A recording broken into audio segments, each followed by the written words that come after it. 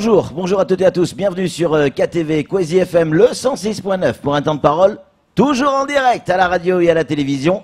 Il est avec nous, on vous en a parlé depuis ce matin, c'est Hamza, il est français, d'origine comorienne, et il a eu une idée de développer une activité professionnelle, une activité économique, développer une entreprise à Anjouan. Il est avec nous, Hamza, bonjour. Bonjour, bonjour à tous. Merci d'avoir accepté notre invitation. Vous avez créé donc cette entreprise qui s'appelle Mamougé, je crois. Namougé, qui veut dire venez. Vous l'avez donc, je vous le disais en introduction, vous êtes français d'origine comorienne. Exactement. Vous vivez à Toulouse. Vous avez monté une entreprise qui se développe à Anjouan et vous faites du thé. C'est ça. C'est-à-dire? L'idée, c'était de partir sur la base du fait que tout le monde consomme du thé aux Comores et dans la région et surtout dans le monde entier. C'est la deuxième boisson la plus consommée dans le monde. Ouais. Et on a du très bon thé chez nous qui n'est pas connu en dehors. Donc l'idée, c'était de le développer et de le mettre en valeur parce que ça fait partie de l'identité, ça fait partie de la culture des Comores, de l'archipel, donc Mayotte y compris. Donc on est parti de ce postulat et on a essayé de le mettre en valeur, de bien le présenter et de faire en sorte qu'il puisse être connu partout dans le monde parce qu'il a aussi des vertus qui sont très importantes pour la santé et donc pour toutes ces raisons on s'est décidé de se lancer depuis 2-3 ans. Pourquoi Namougé? Namougé, c'est une invitation. C'est une invitation à venir déguster, à venir savourer le thé et toutes les bonnes choses qu'on fait chez nous. Alors, Hamza, au-delà de l'activité économique, cette activité économique a généré chez vous une réflexion en lien direct avec l'immigration et notamment ce triste ballet de Kwassa. Exactement. Qu'est-ce que ça a généré chez vous? Alors, on va dire que c'est un peu pour ça que je suis là aujourd'hui, c'est pour un peu lancer un appel, parce que effectivement, on connaît tous la situation des Comores et Mayotte, en ce qui concerne notamment l'immigration clandestine qui c'est un véritable fléau ici. On sait que la plupart des Kwassa partent d'Anjouan. Pour vous, Anjouanais, ce qui se passe, c'est bien de l'immigration clandestine. Tout le monde n'a pas le même avis. On va pas faire de la politique maintenant, mais pas du clairement, pour vous, c'est de l'immigration clandestine. En tout cas, moi, je parle de ce sujet-là qui nous tient à cœur parce qu'on pense que avec ce qu'on fait, ça peut permettre de limiter notamment cette immigration-là. Ouais, d'accord. Donc, parce que on génère de l'emploi. On permet aux personnes de travailler dans des conditions, et peut-être que ces conditions, elles seront meilleures là-bas qu'ici. Je parle justement des personnes qui sont sur le territoire de manière illégale.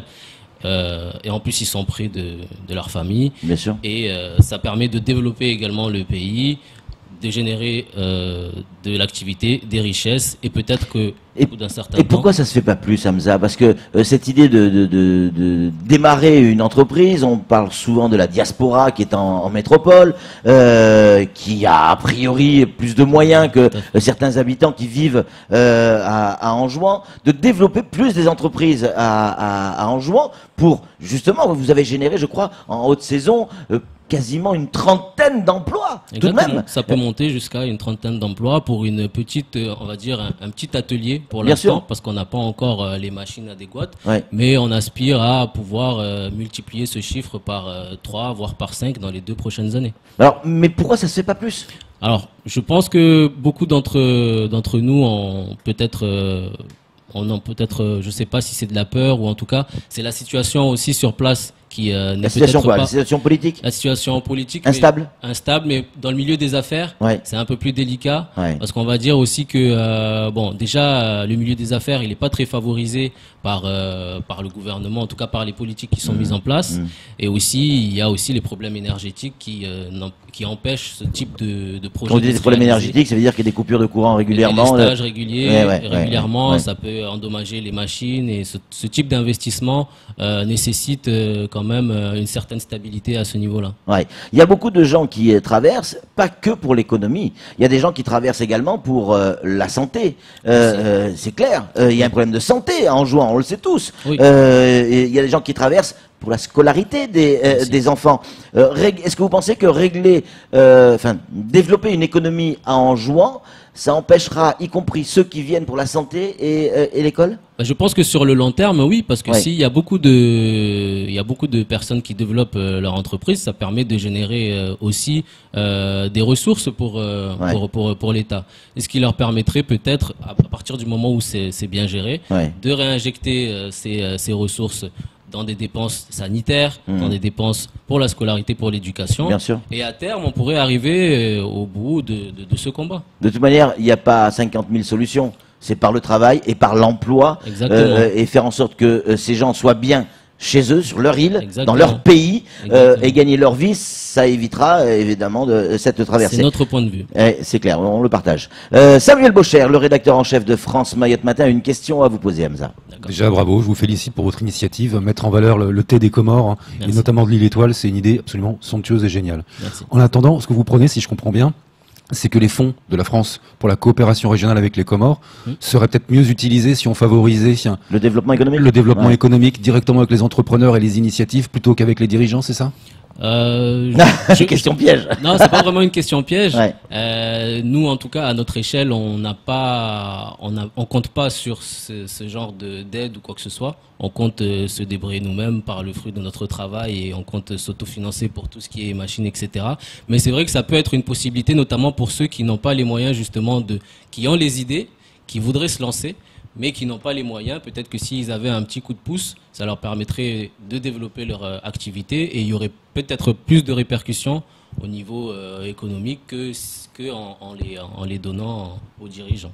Mais donc si je comprends bien, vous venez ici sur ce plateau pour parler de ce que vous faites et c'est peut-être une solution à la lutte contre l'immigration, mais vous demandez rien.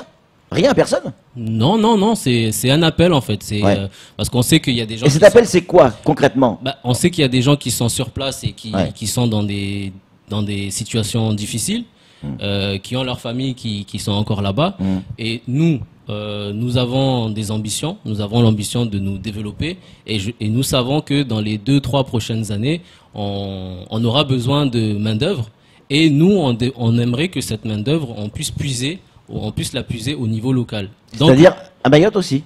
À Mayotte, probablement, mais déjà en jouant, ceux par exemple qui viendraient travailler chez nous, c'est peut-être des gens qui potentiellement seraient tentés de traverser pour venir travailler ici.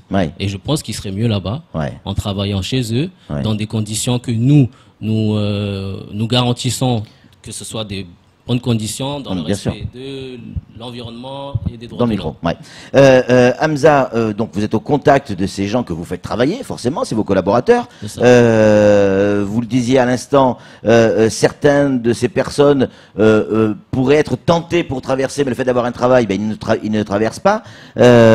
Qu'est-ce qu'ils pensent, eux, comment ils réagissent le fait d'avoir un travail sur place et ils sont tentés de dire je reste sur place, je prends le quoi ça est-ce que ils viennent vous voir, ils vous demandent des conseils, vous discutez avec eux, avec leur famille, comment ça se passe? Parce qu'il n'y a pas que le côté économique dans cette histoire. Oui, bien sûr. Justement, si je vous dis ça, c'est parce que on en a rencontré. On a rencontré parmi les gens qui travaillent avec nous, il y en a qui ont déjà tenté la traversée et qui aujourd'hui n'en ressentent plus le besoin.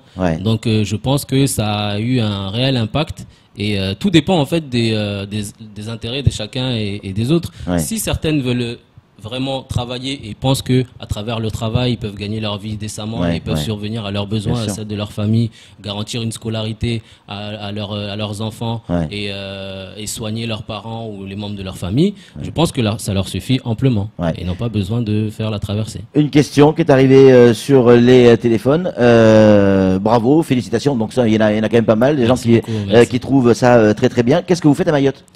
Là justement, je profite de mon séjour pour venir un petit peu voir la famille. Voir la famille, mais c'est aussi pour un petit peu voir, prendre la température pour voir si le thé peut éventuellement intéresser, parce qu'on aimerait éventuellement. C'est-à-dire pouvoir vendre ce thé en Joannais ici à Mayotte. On voudrait le distribuer à Mayotte, oui, tout à fait. Et vous avez déjà des touches? On a quelques touches, oui. On a quelques touches, mais ça fait que quelques jours que je suis là, donc. Évidemment, il y a la grande distribution. Moi, je pense notamment au sel de Bandrélé. Ça a fonctionné aussi comme ça. À une époque, c'était une production très artisanale. Et puis, du jour au lendemain, il y a certaines grandes distributions qui ont accepté de vendre la production locale. Et pourquoi pas le thé en Joannais? Si ça peut générer effectivement du travail là-bas, c'est aussi une bonne idée, Samuel. Mais c'est pour ça, j'ai une question sur le sujet. Votre production aujourd'hui, elle se limite aux Comores ou j'imagine que vous allez aussi aller à l'exportation? C'est-à-dire que nous, on a procédé à l'inverse. C'est-à-dire que nous, on a commencé par exporter directement nos produits en métropole et dans certains pays d'Afrique, notamment au Sénégal ou à La Réunion ou à Maurice, on a des contacts aussi. Et c'est que depuis le mois de septembre, parce qu'en fait, si vous voulez, on a visé une clientèle un petit peu.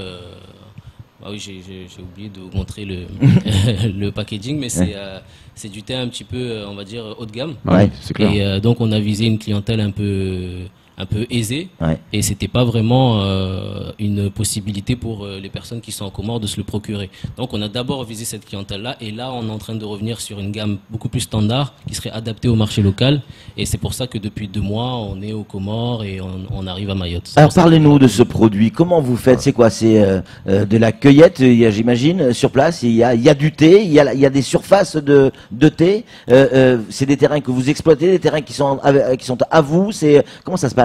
Alors, on a un terrain qui est à Anjouan, plus spécifiquement dans la région de Domoni, c'est à l'entrée de la ville de Domoni. Ouais. Donc, c'est une exploitation dans le quartier qui s'appelle Jomani de plusieurs hectares, et c'est un terrain familial, donc qui appartient à la famille. Et donc, c'est là-dessus qu'on plante les plantes, enfin les feuilles qu'on utilise. Donc, il y a plusieurs variétés. Et donc, comme on connaît, bon, le thé comorien, c'est la base, c'est le gingembre. Donc, on fait des mélanges surtout à base de gingembre. Et donc, c'est à cet endroit-là qu'on plante, qu'on cueille et qu'on. Mais c'est qu'on très conditionne le artisanal thé. encore. Il n'y a Pour pas, il y a l'instant. pas de notion d'unité de production, usine, etc. Pas encore, Tout est fait à la main. Tout est fait à la C'est main l'objectif. pour l'instant. L'objectif, c'est d'industrialiser Ouais. effectivement dans les prochains mois, car la demande est en train de croître. Ouais. Et donc, nous, on doit assurer la production. Donc, on doit produire en volume et beaucoup plus rapidement. Et on doit aussi gérer la logistique derrière. Samuel, une réaction? Oui, pardon, c'est une question qui va être assez crue, hein, et peut-être dérangeante, mais pour connaître un petit peu Anjouan, quelqu'un qui travaille à Anjouan, qui a la chance de travailler en tant qu'ouvrier ou chose comme ça, s'il travaille comme un âne pendant un mois, il peut espérer 20 euros. À mon sens, c'est le niveau moyen, et encore. Vous les payez combien? Alors quand nous, il travaille avec vous on est bien au-dessus de cette moyenne, justement, parce que les personnes qui ont d'ores et déjà travaillé avec nous sont montées jusqu'à 80 euros dans le mois. Bon, effectivement, on est loin des standards dans les pays développés, mais nous, ce qu'on essaie de leur inculquer, c'est que c'est leur travail, c'est par leur travail qu'ils vont gagner de l'argent. Donc nous, on les paye au thé qu'ils ont produit. Donc ils multiplient le nombre de thés qu'ils ont fait, et ça peut monter ça peut dépasser les 100, c'est à eux de voir. Donc il faut être assidu, il faut venir travailler, il faut travailler la journée s'il le faut, mais en tout cas, ils auront ce qu'ils auront produit, ce qu'ils auront gagné dans la journée. C'est ça, c'est-à-dire que c'est au poids en fait. C'est au poids. Non, Ouais. c'est au nombre de sachets. Au nombre de sachets. Oui, tout à fait, parce que c'est des sachets individuels. C'est D'accord. comme les thé Lipton. D'accord, donc ils produisent également le sachet, c'est-à-dire que le thé, il est mis en miettes, pardon, je ne connais pas, mais il est mis en miettes, puis après dans un sachet. C'est ça. Le sachet, il est cousu Le sachet, il est cousu. Enfin, on a un processus qui permet Dans le micro. de renfermer, Ouais. le sachet de manière à ce qu'il n'y ait pas de. Et c'est parfaitement bio, donc Ouais. il n'y a pas de problème au niveau sanitaire. Mayotte, Anjouan, pardon, on produit toute l'année. Oui. De tout.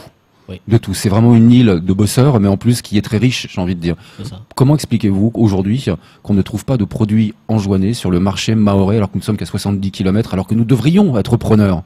Comment est-ce que vous l'expliquez? Parce qu'il y a le thé, mais il a raison. Il y a aussi les fruits, les tomates. Tiens, on parle souvent des tomates, les légumes. J'en ai allé en jouant plus d'une fois. Il y a des fraises, il y a des framboises, il y a tout là-bas. Il a raison. Exact. Ben, figurez-vous que, enfin, de ce que moi j'ai pu constater, Ouais. c'est qu'on produit de moins en moins même en Anjouan. C'est-à-dire que même cette production, elle ne suffit pas forcément aux Anjouanais, et il arrive à certains produits d'être importés en Anjouan.